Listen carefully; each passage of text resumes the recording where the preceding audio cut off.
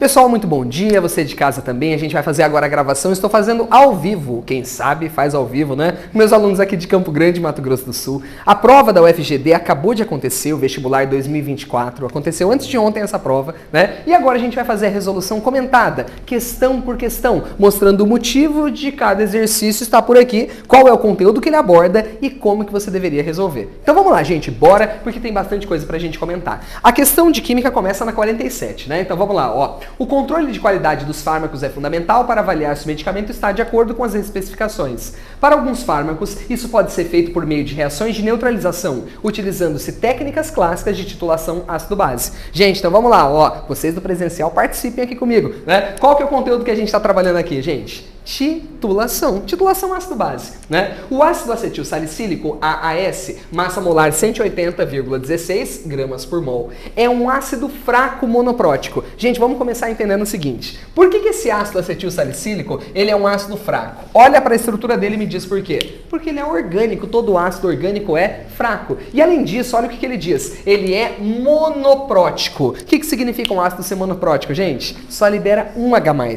Só libera um H+. Perfeito, né? Então tudo isso daqui a gente tem que saber na hora que lê o enunciado, tá? E destaca-se entre os fármacos mais antigos e comumente utilizados no tratamento de dores. Considerando essas informações técnicas, um estudante solubilizou, presta atenção agora, em 50 ml de água destilada, um comprimido de ácido acetil salicílico de uso pediátrico e titulou com solução padronizada de NaOH, utilizando um volume de 5,56 para total neutralização do AAS. Gente, então vamos lá, ó. Qual é a única informação que eu tenho do ácido acetil salicílico? Que ele foi dissolvido em água até um volume depois de 50 ml, né? E aí, galera, o que mais? Ó, ele tem o NaOH que ele utilizou como titulante e ele utilizou um volume desse titulante de 5,56 ml. E ele fala bem assim: a partir desses dados, pergunta-se qual é a massa em miligramas de ácido acetil salicílico presente no comprimido? Gente, olha pra cá. Pensou em titulação, você pensa em 3 passos. Primeiro passo, qual que é? Regra de 3. Você vai descobrir o número de mols do titulante. No caso, quem que é? O NaOH. Então a gente vai começar descobrindo quantos mols de NaOH foram gastos aqui.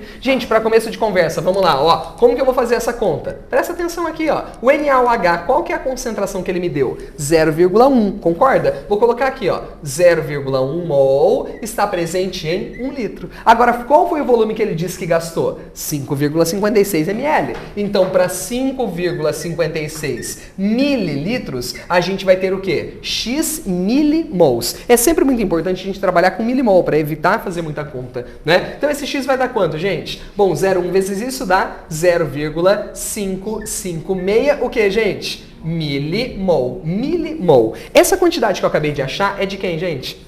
De NaOH. Isso aqui é de quem? De NaOH. Agora, qual que é o segundo passo de qualquer titulação? Vai para a equação. Substitui na equação. Gente, presta atenção, ó. Se esse cara é um ácido monoprótico, porque só libera um H+, a proporção tem que ser de 1 para quanto? Para 1, porque isso daqui também é uma monobase. Proporção é de 1 para 1. Portanto, o que eu posso concluir? Se a gente tem 0,556 milimol de NaOH, nós vamos ter o que também, gente? 0,556 milimol de quem, gente? De ácido acetil salicílico. Faz sentido para vocês? É a mesma proporção, já que é de 1 para 1. Rui, mas peraí, e se fosse de 1 para 2? Aí mudaria. Se fosse de 1 para 2, esse cara teria que ser a metade desse número. Daria metade desse valor. Estão entendendo? É essa a grande questão. Agora deixa eu te contar. Gente, o que nós acabamos de descobrir?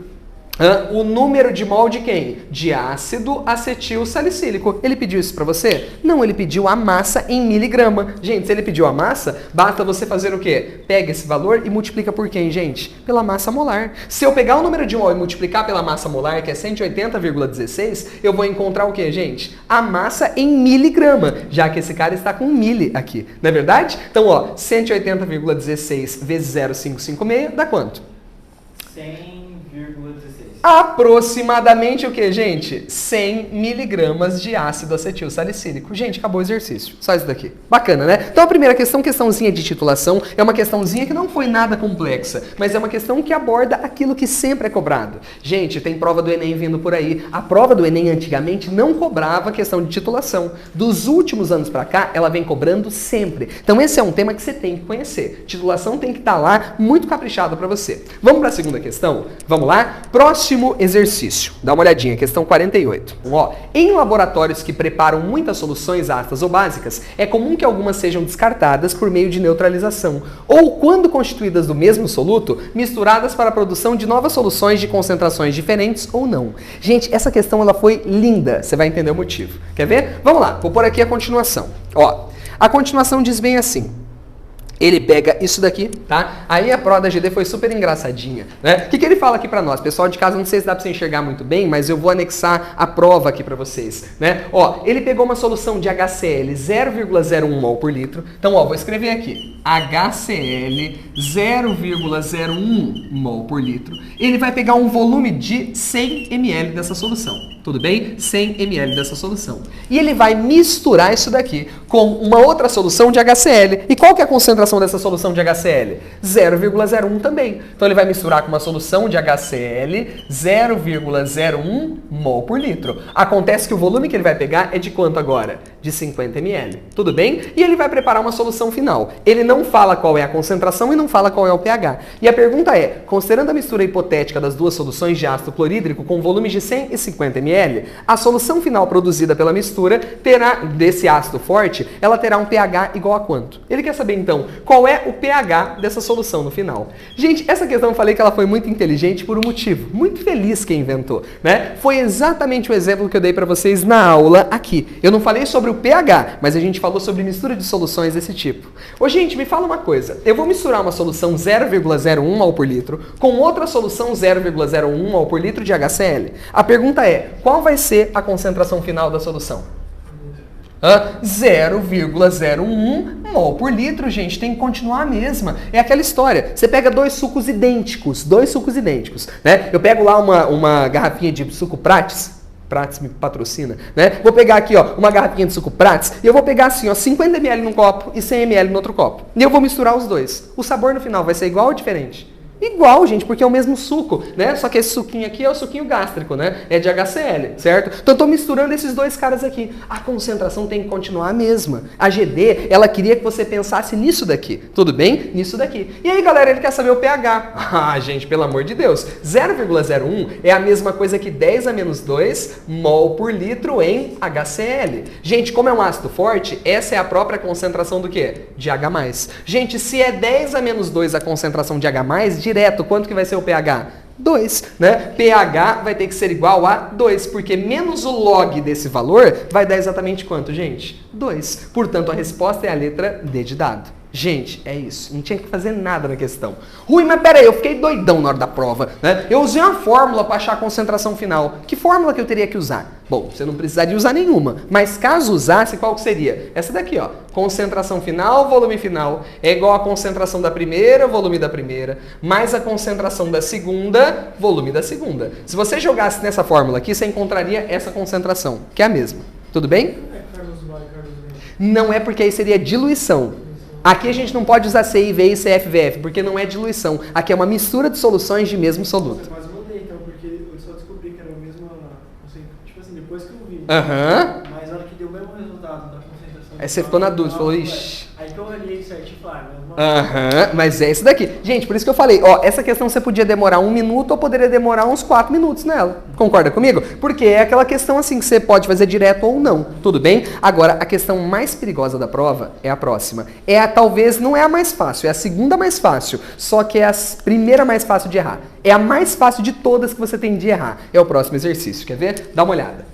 Gente, vamos lá? Ó, questão de número 49, ela diz bem assim. Para que uma reação de oxirredução ocorra, é necessário que haja transferência de elétrons entre duas espécies. Portanto, esse processo é caracterizado por qualquer reação química em que o número de oxidação de um átomo, íon ou molécula mude, ganhando ou perdendo um ou mais elétrons. Gente, esse é o conceito de redox, reação que transfere elétrons e muda o NOx. Logo, para que os processos 1, 2, 3 e 4 ocorressem, presta atenção que agora vem o detalhe da questão. Seria necessário um agente oxidante ou um agente redutor? Gente, presta atenção. Ele não está te perguntando se essa substância aqui está funcionando como um agente redutor ou como um agente oxidante. Ele pergunta para cada uma dessas reações acontecer, a outra substância tem que funcionar como o quê? Como agente oxidante ou como agente redutor? Vamos analisar. Vamos lá? Ó, eu vou aproximar isso daqui para a gente poder entender. Pode ser? Ó, tá aqui. Gente, primeira reação, vamos lá, ó, primeira reação, observa aqui comigo o que está acontecendo, né? O que está acontecendo nessa primeira reação? O zinco está indo de 0 para mais 2, de 0 para mais 2 o NOx aumentou, isso quer dizer que esse cara oxidou, mas se ele oxidou, o outro, que é o que nos interessa, vai ter que fazer o quê, gente? Que reduzir. Se esse cara está tendo que reduzir, ele funciona como o quê, gente? Como agente oxidante. Gente, de uma forma bem simples para você poder entender, para uma oxidação acontecer, tem que ter um agente oxidante. Era desse cara que ele estava perguntando e não desse daqui. Por isso que muita gente errou. Era questão que não era nada difícil, mas era super perigosa, né? Vamos para a próxima, gente. Ó, sulfato virando sulfeto. Gente, primeira coisa que eu posso te dizer, né? Olha para cá, ó. SO4 2- virando S2-. Gente, no final o NOx é -2, porque é uma substância simples, né? É um íon monoatômico, perdão. Agora, esse cara aqui, o que eu posso dizer para você, né? Sulfato, vamos lá. Gente, o que significa esse -2 aqui de cima? É a carga total, né? O total tem que dar -2, não é? Bom, o que a gente conhece daqui? Eu conheço o oxigênio. Cada O vale -2. -2 vezes 4 dá -8. Gente, a pergunta é, que número somado a -8 dá como resultado -2? Tem que ser mais 6. Então, o enxofre está indo de mais 6 para -2. De mais 6 para -2, o NOx diminuiu. Isso quer dizer que ele reduziu. Portanto, o outro vai ter que oxidar. Esse cara que oxida, a gente vai chamar de agente redutor. Essa é a questão. Tudo bem? Agente redutor. E aí a gente vai fazer esse mesmo procedimento para todo mundo. Quer ver? Vamos lá, ó. A próxima. Ferro 0 para Fe2O3. Bom, primeira coisa que eu posso fazer. Vamos lá? Quem que a gente conhece? Oxigênio, que é -2. -2 vezes 3, -6. Para que dê 0, mais 6. Isso quer dizer que cada ferro vale mais 3. Bom, então de 0 para mais 3, o NOx aumentou. Isso quer dizer que ele oxidou. Portanto, o outro tem que reduzir. E quem reduz é o nosso agente oxidante, não é? É o nosso agente oxidante. Beleza? E por fim, para a gente poder fechar essa questão, né? Vamos lá, ó. Olhando esse daqui de baixo. Ó, o íon dicromato virando crômio mais 3. Importante, gente, ó. Aqui o crômio já é mais 3. Tudo bem? Aqui é Cr2O7 2-. Mais uma vez, o que significa esse 2- aqui? É a carga total. O total tem que dar -2. Portanto, o que a gente vai dizer aqui, ó? Cada O vale -2. -2 vezes 7 dá -14. Gente, que número somado a -14 dá como resultado -2? Com certeza, mais 12, não é? Mais 12 com -14 dá -2. Isso quer dizer que cada crômio tem que valer metade disso. Ou seja, cada crômio é mais 6. De mais 6 para mais 3, o NOx diminuiu. Isso quer dizer que ele reduziu. Se ele reduziu, o outro vai ter que fazer o quê? Oxidar. Portanto, o outro é um agente redutor, né? O outro é um agente redutor. Gente, então a resposta dessa questão era a letra A. A letra A que fala exatamente essa sequência. Agente oxidante, agente redutor, agente oxidante e agente redutor. Questãozinha perigosíssima, perigosíssima mesmo. Tudo bem? Vamos para a próxima, então. Gente, questão 50, ela diz bem assim, ó. Os iminoaçúcares ou azaçúcares, que, gente, são essa estrutura 1. Vou escrever aqui, ó. Esse carinha aqui é um iminoaçúcar. É um iminoaçúcar, né? E ele fala bem assim, ó. Esses caras são compostos que possuem um nitrogênio endocíclico. Gente, o que é difícil de falar. O que é um nitrogênio endocíclico? Que está dentro do ciclo, perfeito, é igual aqui, né? Esse aqui tem um oxigênio endocíclico, né? É um heteroátomo aqui para nós, para ficar mais fácil, tá? E se assemelham estruturalmente aos sacarídeos, que é a estrutura 2. Esse cara aqui é um açúcar, gente, é um sacarídeo, tá? É um sacarídeo. Beleza? Há relatos da utilização de iminoaçúcares em tempos antigos, na fitomedicina chinesa tradicional, sendo atualmente utilizados no tratamento de muitas doenças, como por exemplo diabetes e infecções virais. Os iminoaçúcares têm sido muito estudados quanto às suas propriedades biológicas, muito por apresentarem alta solubilidade em água. Então, gente, olha pra cá, esse cara tem alta solubilidade em água, né? E que estabilidade quando protonados. Gente, o que significa protonar? Bom, esse cara aqui, ó, dá uma olhadinha nesse grupo, que é o grupo imino que ele fala aqui, né? Dá uma olhadinha nesse grupo, é um NH, concorda? E daqui pra cá, o que mudou, gente? Ele agora é um NH2+. O que ele acabou de receber, gente? Um próton, né? Um H+, ele foi protonado, um H+ entrou aqui. Agora eu pergunto pra vocês, como que pode fazer para um H+ entrar aqui, gente? O nitrogênio, ele tem um par de elétrons livres, não é verdade? É isso que permite a ligação desse cara com o hidrogênio. Vale lembrar que vai ser estabelecida uma ligação dativa, né? Já que esse hidrogênio está sem nenhum elétron e ele precisa ficar com 2. Então ele vai fazer uma ligação dativa. E agora ele vai fazer uma pergunta, né? Ó, presta atenção. O que eu queria mostrar para vocês? A propriedade que permitiu isso tudo acontecer foi qual, gente? O fato desse nitrogênio ter um par de elétrons livres. Isso tem a ver com qual tipo de caráter, gente? Caráter básico, não é? Então a resposta é caráter básico. Mas para você de casa eu vou mostrar quais eram as alternativas, só para fazer uns comentários com vocês, né? Vamos lá. A resposta tem que ter a ver com caráter básico, né? Vamos lá. Gente, olha o que ele falou, tá? A estabilidade e solubilidade em água são atribuídos à presença de nitrogênio na molécula. Assim, considerando a protonação da estrutura 1, é correto afirmar que... Então, peraí, se ele considerou a protonação, você vai comparar com aquele último composto, né? É correto afirmar que isso ocorre devido ao nitrogênio apresentar uma propriedade denominada, vamos lá, letra A, calcogenídea. Já ouviu falar de alguma propriedade calcogenídea? Nem eu. Então você nunca vai marcar um negócio desse, gente, pelo amor de Deus. Não marca coisa nada a ver. Não tem como você marcar. Outra coisa, gente, nitrogênio. Tem como ele ter propriedade metálica? Não, porque ele não é metal. Esquece. Outra, gente, propriedade salina. Ô, gente, não vegeta, não viaja, né? Então também não vai ser salina. Ou era ácida ou era básica. E aí o que você tem que lembrar na hora de fazer uma prova? Gente, quais são as funções? Né, que tem caráter ácido na química orgânica. E quando eu falo isso, gente, eu não estou perguntando todas, porque tem muita função com caráter ácido. Eu quero saber quais se comportam como ácido em água. Só tem duas. Quais são elas, gente? Primeira, mais importante, ácido carboxílico. Concorda comigo? Ácido carboxílico. E a segunda qual que é, gente? Os fenóis, não é? Os fenóis. Esses caras são ácidos mais fortes do que a água. Eles se ionizam na água. Portanto, esses têm caráter ácido, né? Agora, gente, quem é que tem caráter básico na química orgânica? Me fala.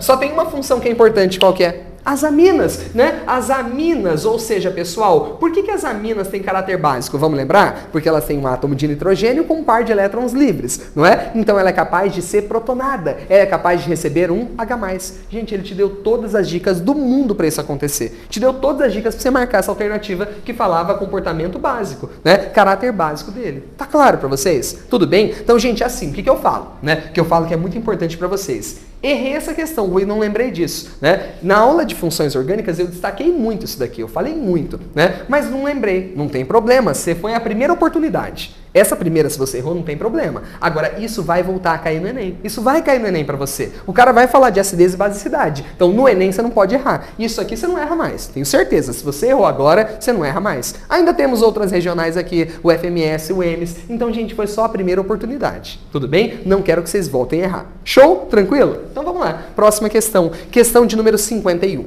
Vamos lá, gente, questão 51. Bora. Questão 51 fala assim, ó. O benzogiperileno é um hidrocarboneto policíclico aromático, um HPA, que ocorre naturalmente no petróleo bruto e no alcatrão da hulha. Lembra que eu falava para vocês que alcatrão é uma fonte de compostos aromáticos, né? Tá aqui. Pode ser encontrado na fumaça do tabaco, escapamento de automóveis, emissões industriais e também em carnes grelhadas. Esse composto é fortemente acumulado em organismos vivos e pode ser classificado como possivelmente cancerígeno para humanos. Vocês já ouviram falar que carne, quando torra demais, né? Quando a carne queima, né? Aquela crostinha formada pode ter esses compostos que são cancerígenos, né? Entre eles, esses compostos aromáticos aqui. Por isso que eu adoro carne quase crua, na verdade. Eu como aquela carne mal passadona. E ele fala bem assim, ó. Aí só pega verminose, aí é mais tranquilo, né? Olha aqui, ó. Com base na estrutura, assinale a alternativa correta quanto à sua fórmula molecular. Tipo assim, gente, uma questão dessa, né? Você nem leu o enunciado. Que ele só perguntou a fórmula molecular, né? Agora sim, né? Até agora a gente fez questões que eram ou difíceis ou médias, né? Ou então questões que eram fáceis, porém que confundiam.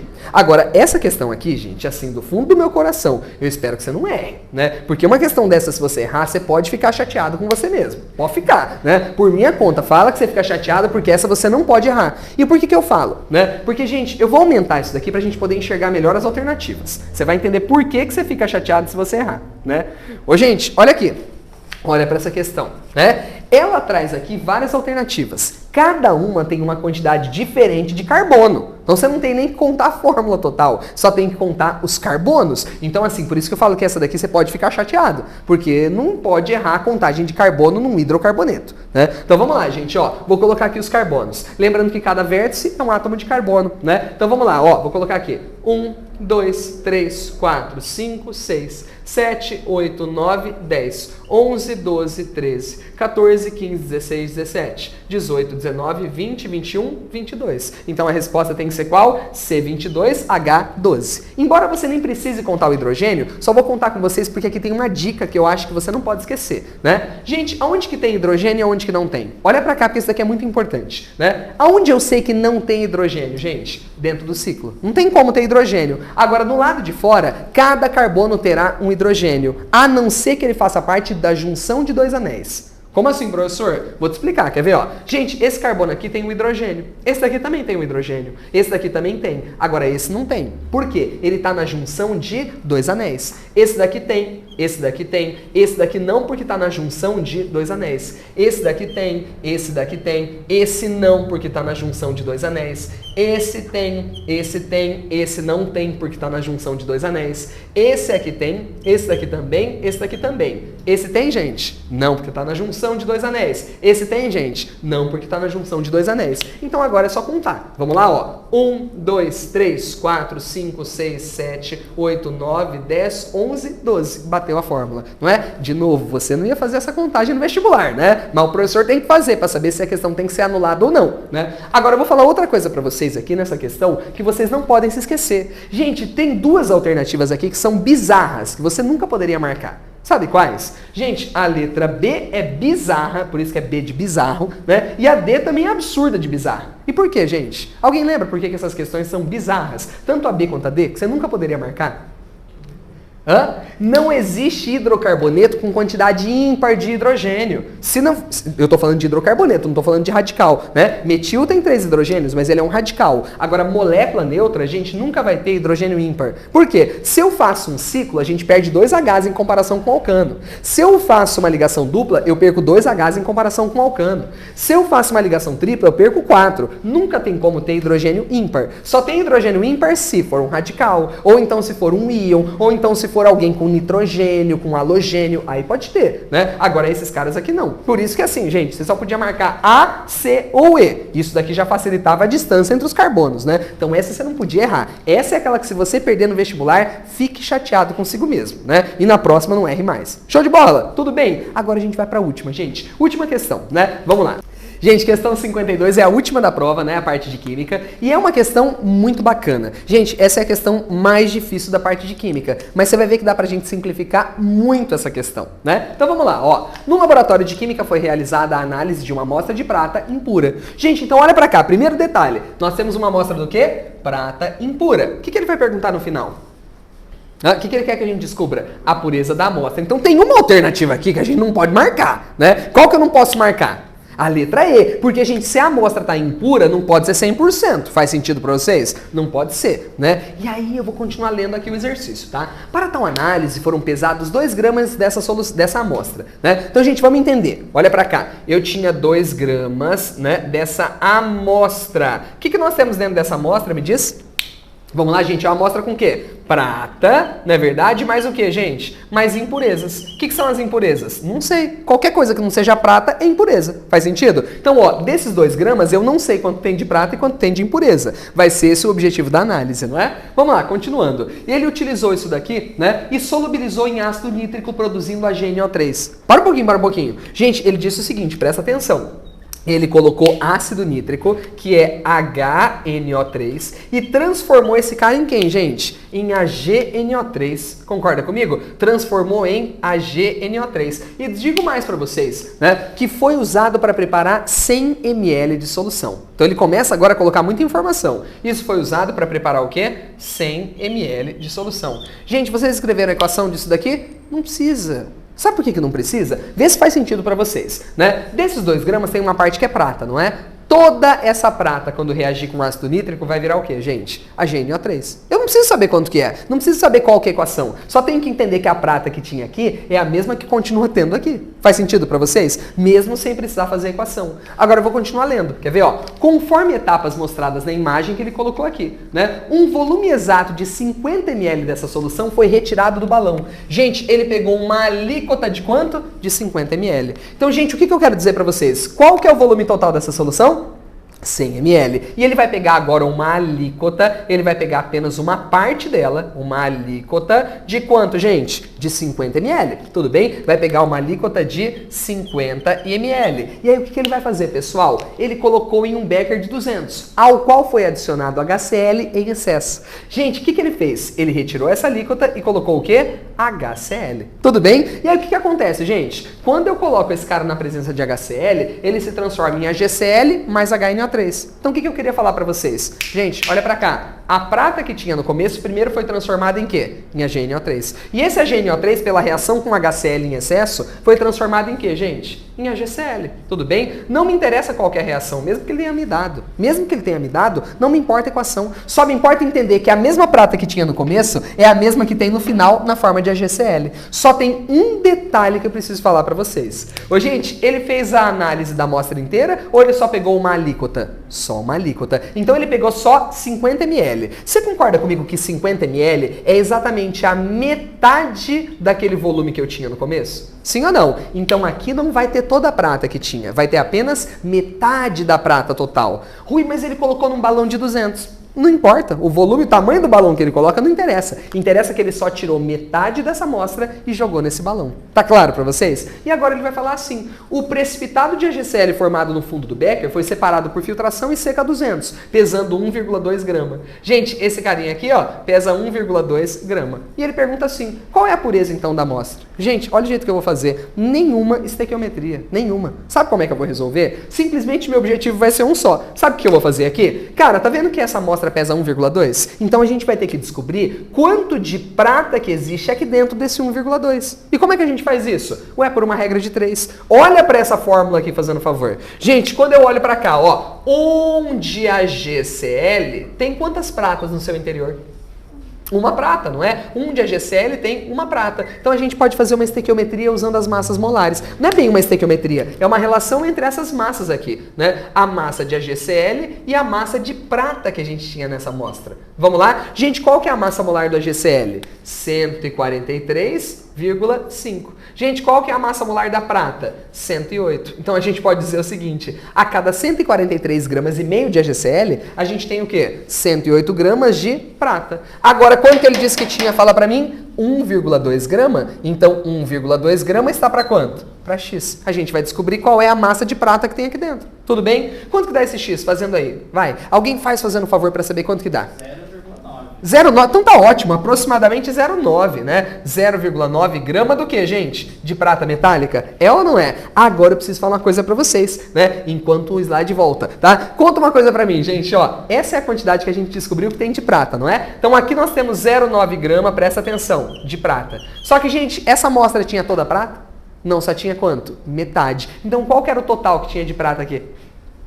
O dobro, não é? Ou seja, 1,8 grama. O que me leva a concluir que desde o começo aqui, nós tínhamos 1,8 grama do que, gente? De prata. Agora é só fazer a porcentagem. Vamos lá? O total da minha amostra no começo era 2 gramas. Então, 2 gramas estão para quanto? Para 100%. Assim como esse 1,8, 1,8 representa o que, gente? A minha pureza percentual. Vamos lá? Gente, 180 dividido por 2 dá quanto? 90, não é? Isso daqui dá 90. Então, essa era a pureza que tinha a minha amostra. Letra D de dado. Gente, que questão bonitinha, não é? Então, o que eu falo para vocês da prova da GD? Uma prova muito bonita, tá? Uma prova que melhorou muito nos últimos anos, que a gente espera, GD, que vocês continuem assim, continua fazendo uma prova boa, né? Porque vocês merecem todo elogio, tá certo? É isso aí. Gente, beijo para vocês, pessoal de casa, até mais. Valeu, gente!